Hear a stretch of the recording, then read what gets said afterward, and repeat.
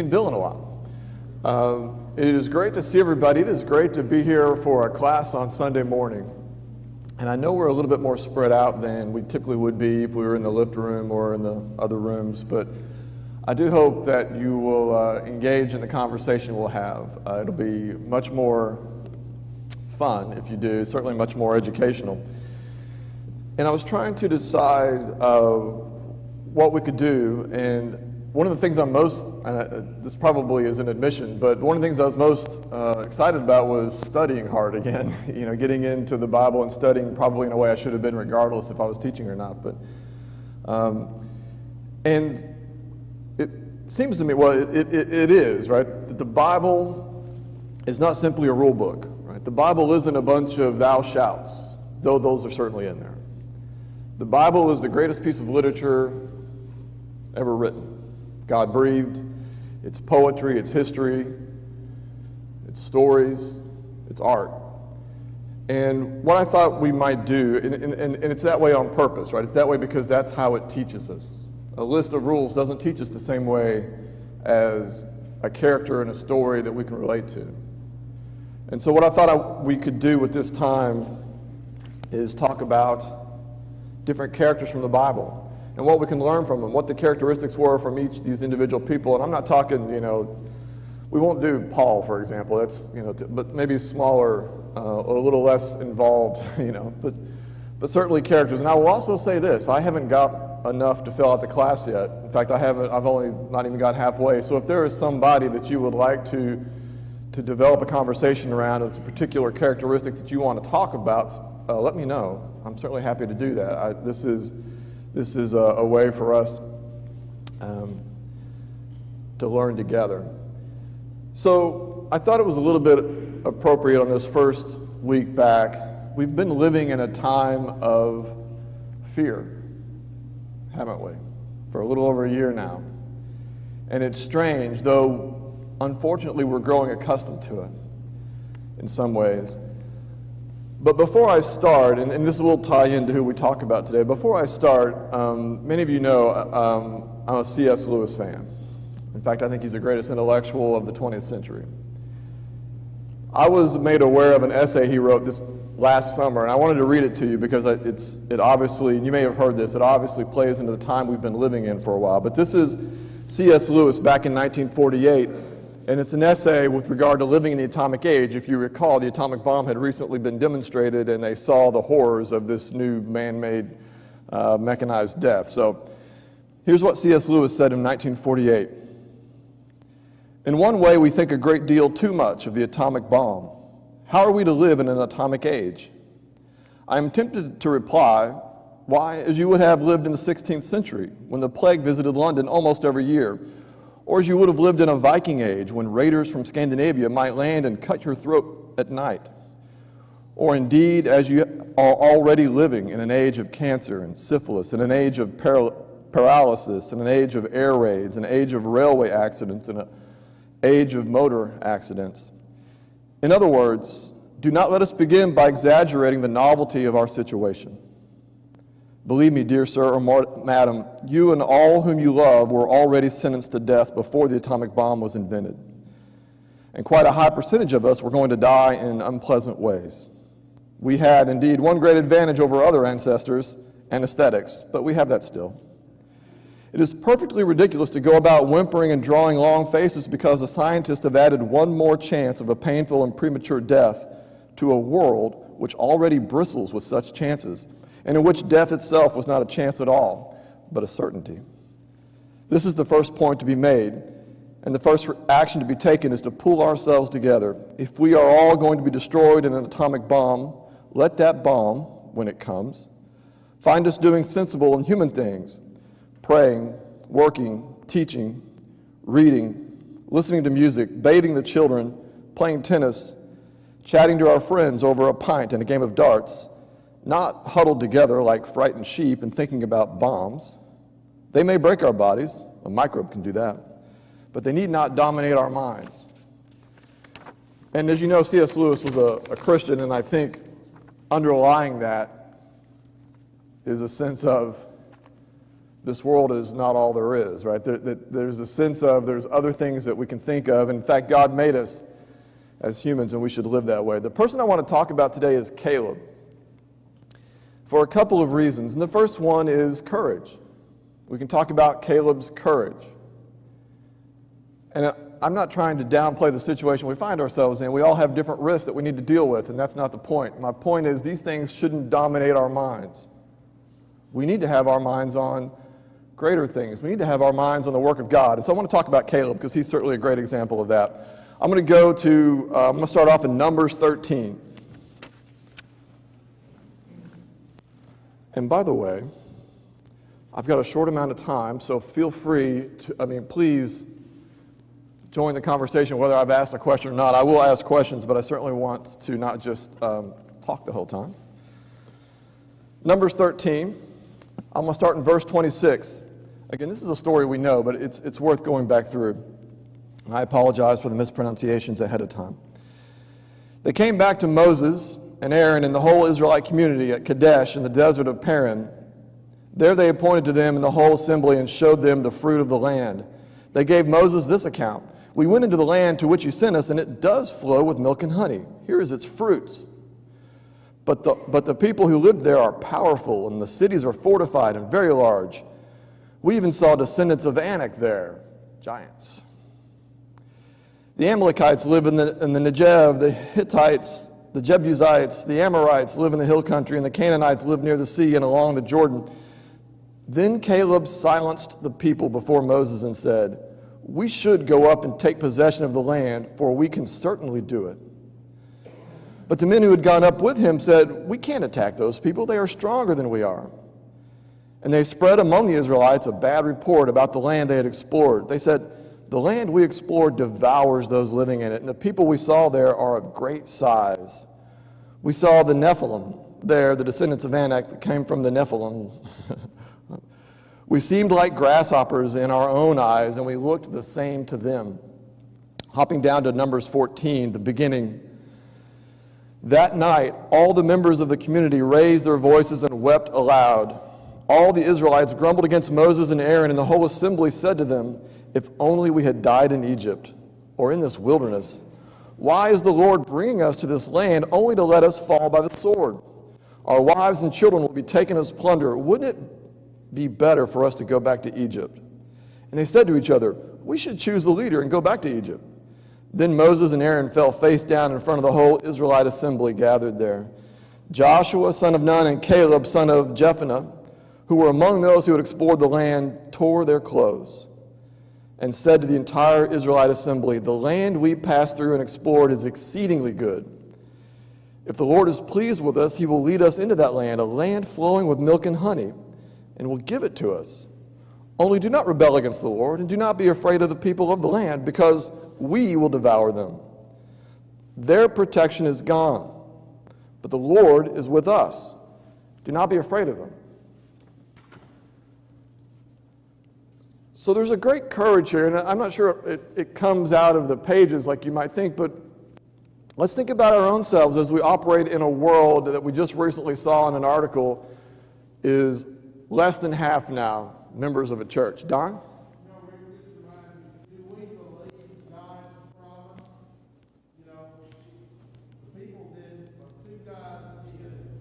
Do we today around us believe God's promise that he'll take care of us if we serve? So the idea is, how do we see the world? Do we see the world as we see it, or do we see it through the promises of God? And we see that Kaleb and Joshua saw the world through the promises of God. They didn't understand what the other people saw, the big people, the tough land, right? But they were in a small minority. 16.7%. I went ahead and calculated it out, right? This is, by the way, this is roughly the same percent of people who believe in Bigfoot. Roughly the same percentage of people who believe the moon landing was fake. They're in a minority. They must seem crazy. David was a minority, and he had to fight a Goliath, but yet he started with what she talked about, courage, like Caleb had. So David had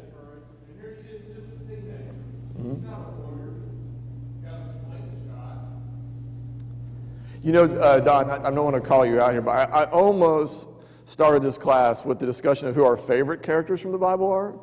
And certainly I have talked, about Joseph in my time. He's, if not my favorite, one of my favorites. And I think we know that David is one of Don's favorites, right? For the very reason that you just bring up. And it's kind of interesting to know that about, I just happen to know that Don loves David, right? Just from the way he talks. And this is a great example. These are the things that these characters, they teach us, right? And we can kind of hold on to that because David's so imperfect. He's such a flawed individual. But we can relate to him, and we can learn. In that way, we can see how God uses him. So I think we've kind of said this already, but does anybody have any other thoughts? Why was Caleb and Joshua, but why was Caleb's reaction, why was Caleb's report so different? Don talks about this idea that he's remembering the promise that God made. And not only that, but he's remembering, things like the Red Sea parting. They've seen some stuff, right? It's like he knew the answer before he left. Exactly. And we do too. This is a point I make a lot, right? We sit here and we talk about, I don't like to talk about living like we're in a war. The war's over. The war's won.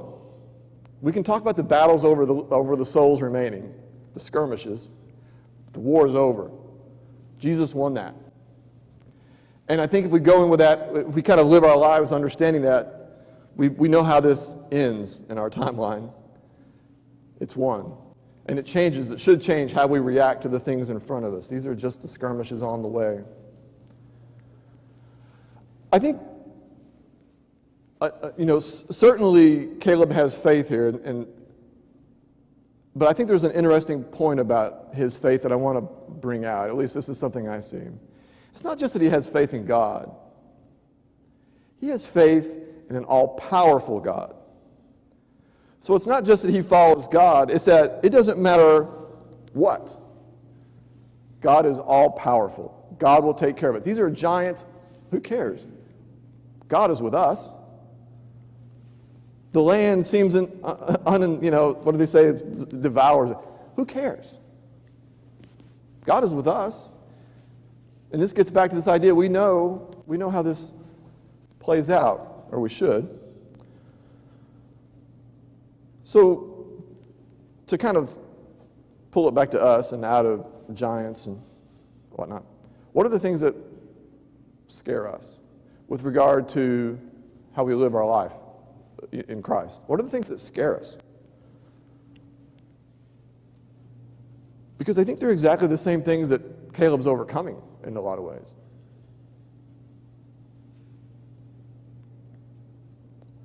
Why don't you go on and on about Jesus at work? It's such great news. What keeps us from going on and on about Jesus at school? It's so important in our lives. What keeps us from going on and on? Fear. What are we afraid of? Jackie, do you work with giants? I don't know.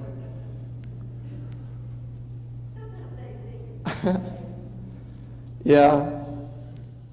We're afraid of the people we are around because they hold, for lack of a better term, they hold kind of this social power over us, right? We never really get out of high school. We care what other people think. It's kind of baked in our cake. And because of that, and because we know that if I talk to coworker A about Jesus, they're going to tell coworker B, and by the time I get to lunch today, everybody's going to be calling me a Jesus freak. I'm going to be in the 16.7%. By the way, that's what Christian, I think, kind of originally meant. Jesus freak. It was a pejorative term. So, when we look at Caleb and we think about the way he sees, the eyes through which he looks at the world in front of him, we look at our workplace, we should, just like Caleb, say, well, these are just giants. Who cares? God's with us. These are just people we work with. These are souls to be saved. And I'm not saying we should just go in there and, jam the gospel down people's throats. We need to be innocent as dove and wise as serpents in how we deliver the message. But we need to be constantly considering the skirmish that we find ourselves in. The place where God put us, this is another thing I say a lot. No matter where we are, God has us exactly where He wants us to do the work exactly He wants done that only we are in the position to do. You are in a unique position to do the work where God has you. Think about your life that way. Okay. I want to kind of, I'd forgotten this, I'd written this, but I want to kind of think about one other thing that I think holds us back sometimes. Maybe not, well, I think it does. Do you ever feel like a sin that you have committed or the way you've lived in your life in the past, you just can't quite outrun it or overcome it? You feel like, I can't really serve God in the way I should. I can't get involved in the church. It's just too hypocritical. I am done bad things, right? I'm a bad person. Only I know what's in my mind, and I'm a bad person. How can I possibly do the work of God? How can I possibly get involved in church? How can I possibly get over these things? In fact, I don't even want to go to church because that place is full of people who are doing right. What's that, Joy? It's without question, and it is without limit. Think about Caleb's point here. Caleb's point is it doesn't matter what we run into, God's bigger. Giants, they're big to us, but they're not big to God. Our sin, there is nothing I can do. This isn't a challenge, by the way. There is nothing I can do that God will not forgive me from if I go to Him and ask for it. God is that powerful. God can take away the worst sins we can imagine. Penny and I have been talking. Prison ministry is something that we probably, when I was a kid, we were involved in, right? But I don't see it as much anymore because these are people who've done some bad things. But these are also people who may be looking for answers. And there is no limit to what God would forgive. Well, that's the thing. We limit God. When we don't forgive ourselves and we don't move on, then we limit God's power. That is exactly the thing, right? When we do it, and we're not actually limiting it, but we're perceptually limiting the power. So, well, that's so bad. But the whole point is, that's like looking at a giant and saying, I can't fight that guy, he's too big. There is no limit, and we can get ourselves stuck in neutral. We cannot do the work that God put in front of us because of that, right? God is bigger than anything that's in front of us. And I mentioned that, it's a little bit of an offshoot of our topic, but I mentioned that because I think that's one of the things that sometimes holds us back in the work, right? We'll talk about servants as characters as this semester, or this whatever quarter goes on. But yeah, we have some work in front of us.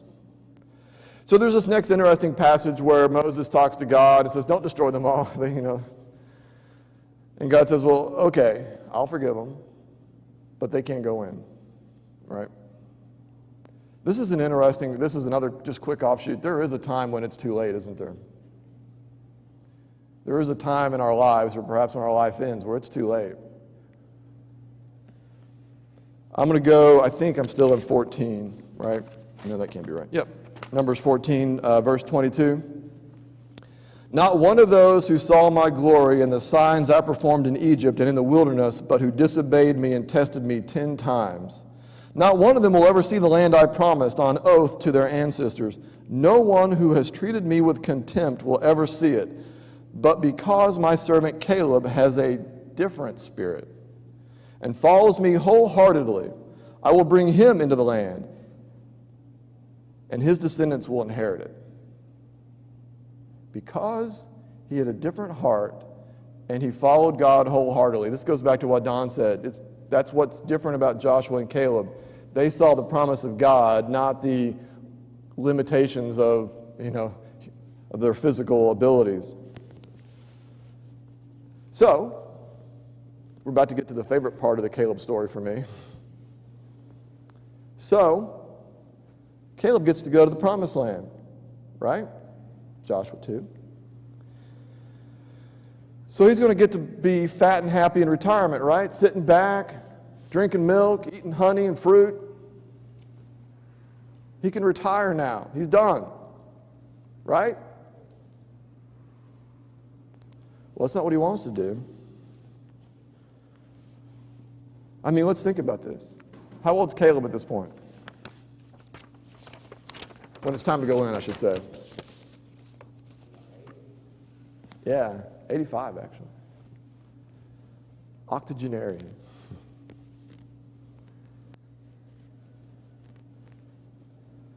My favorite part of the Kaleb story is he finished strong. And perhaps this is my favorite part because this is the part of life that's still in front of me. But Kaleb finished strong. He and Joshua both, they did a lot, right? And think about it. How annoying would it be? I mean, they ripped their clothes at the time. Kind of a signal of somebody died, right? How annoying would it be to be in the right, to be in that 16.7% that was actually right, but pay the same price, almost at least, that everybody else caused around you? I'm paying for the sins of others. Do we pay for the sins of others? Does it distract us? Does it prevent us from doing the work of God? Other people's sins have a negative effect on me. That makes me angry. That's not fair. Is that the approach Kaleb takes? I'm going to read in Joshua 14. Joshua 14, verse 6. Now the people of Judah approached Joshua at Gilgal, and Caleb, son of Jephunneh the Kenizzite, said to him, "You know what the Lord said to Moses." Okay, this is Caleb. I read that horribly. This is Caleb talking, right? My phrasing was just awful there. I saw it. This is Caleb talking. "You know what the Lord said to Moses, the man of God, at Kadesh, about you and me. I was 40 years old when Moses, the servant of the Lord, sent me from Kadesh Barnea to explore the land, and I brought him back a report according to my convictions. But my fellow Israelites who went up with me made the hearts of the people melt in fear. I, however, followed the Lord my God wholeheartedly. So on that day Moses swore to me, 'The land on which your feet have walked will be your inheritance, and that of your children forever, because you have followed the Lord my God wholeheartedly.'" Keeps using the word that God used. Skipping down to verse 10. "Now then, just as the Lord promised, he has kept me alive for 45 years since the time he said to Moses, while Israel moved about the wilderness. So here I am today, 85 years old. I am still as strong today as the day Moses sent me out. I am just as vigorous to go out to battle now as I was then. Now give me this hill country that the Lord promised me that day. You yourself heard then, and the Anakites were there, and their cities were large and fortified, but the Lord, helping me, I will drive them out just as he said." Caleb is 85 years old now. Anybody ever watch Seinfeld? Do you remember Mendelbaum? It was somebody Lloyd, the guy who used to... Anyways, this older actor. And he was really old, right? But kind of, he was really energetic and challenging people to fights and feats of strength. He was just kind of crazy in that way. This is how I pictured Caleb. This old guy, raring to go. Now, I mean, I don't know, other people may have different thoughts on this. Certainly their shoes didn't wear out, right, as they wandered for 40 years. But they didn't say anything about their knees or their backs. You think Caleb, the 85-year-old, do you think his knees didn't hurt? You think he liked to nap around 2? Do you think that he had indigestion issues if he ate after 6 or 7 before he went to bed? I get up now as I get older. I get up and something new hurts. And I wonder, well, is that going to hurt forever now? Is that it? Or is that going to go away? And Joey says, yeah, some of them are still with me. It's not going away, Rick. So, I mean, you know, he says he's still as vigorous as he was before. Maybe he was. But I suspect that he was as vigorous as he ever was in his faith and how he thought about the power of God. That's the way I view this. And I don't think, and this is a bit of a subtext if you read these, I'm not great at reading the Old Testament, but there's a bit of the other Israelites, they're not clamoring to go fight for this stuff, are they? Because this is where the giants are, And the 85-year-old says, I want to go. You promised me I could go fight these guys. Don't back out now. You said I could 45 years ago. And Joshua says, go get them.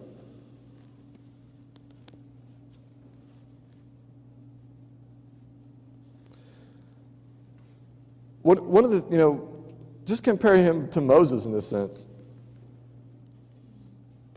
Was this the attitude of Moses at the burning bush?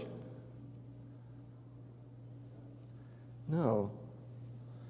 This is a very proactive, within this kind of idea of courage and finishing strong, this characteristic of Caleb, he's very proactive.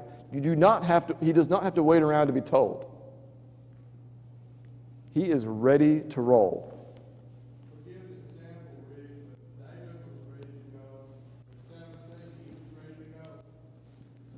One of my favorite things about David, the reason he was ready to roll against the giant was he had already done kind of some practice runs, As a boy, as a smaller boy, he was already a boy, but as a smaller boy, he had fought lions and bears, right? Seemingly easier, I suppose, than a giant with armor and a spear. But it was no accident that he was ready to roll. He was ready to roll because he spent his life in preparation. And Caleb is ready to roll because he has spent his life in faith, not just believing in God. I feel like the rest of the Israelites certainly couldn't have lost their belief in God over these 40 years. They'd seen some stuff, and in fact, God sustained them during this time. So it wasn't that they didn't believe in God. They didn't believe in the almighty power of God, which is unfathomable to us as we look back over history. They saw the Red Sea parted, right? But they didn't believe in that power when it came to their actions. What actions do I need? Like, once the sea's parted, yeah, I suppose I'll run through it now. It's dry. Once you've put manna out there or got water coming from a rock, I'll eat it or drink it. That really didn't require anything on my part. God did that on his own. But now you're asking me to put myself in battle. And that requires a different kind of faith. That requires a different kind of courage, which again is the point. One of the points about Caleb I want us to talk about. We have got to be brave. We think we're brave. Or we want to think we're brave, but I know I'm not. Not in the way I wish I was. Not in the way that Caleb is, and that's why we're trying to learn from these guys. We're trying to understand that Caleb's just a person. That's one of the reasons I like to think about him almost comically as an 85-year-old just ready to roll. Because he's not, Saul. You think back to, David versus Saul. Saul was this huge dude, right? Who God picked because he was big and beautiful. And people would follow him. That's what kings were. Saul didn't want to go into battle, right? Saul certainly believed in God.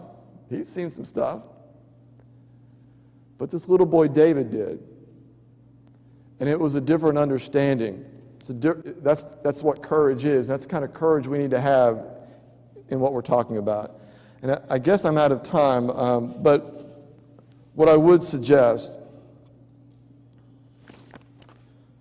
a couple things here. Can a Christian retire?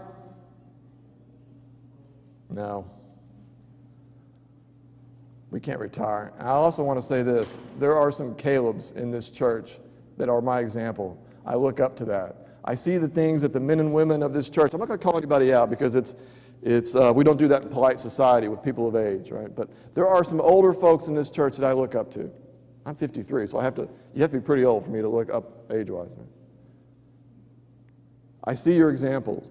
I see you as Caleb, not stopping, not retiring, not saying, well, I did my part back when I was young in my 40s. The 20-year-olds are thinking, young in your 40s. Yeah, when you're 50, young in your 40s, it seems. You can't rest. You can't just, start collecting. We'll all retire one day. But while we're on this earth, we're at work. Certainly our physical limitations may change the work that we can do, but we do not stop working. If I had time, I would talk to you about Paul. Paul has, in Galatians and Acts and then in 2 Timothy, some examples of running a race. And his point is, You know, I'm running a race. It hurts. I'm going to finish strong. I'm going to push to the end. And that's the way, you know, that's the example I want us to take from Kaleb today. No matter how old we are, even if you are in your 20s, you've got a long race ahead of you. That's great. Don't ever slow down. Find new things, sure, but don't ever slow down. Do the work that God has put in front of you.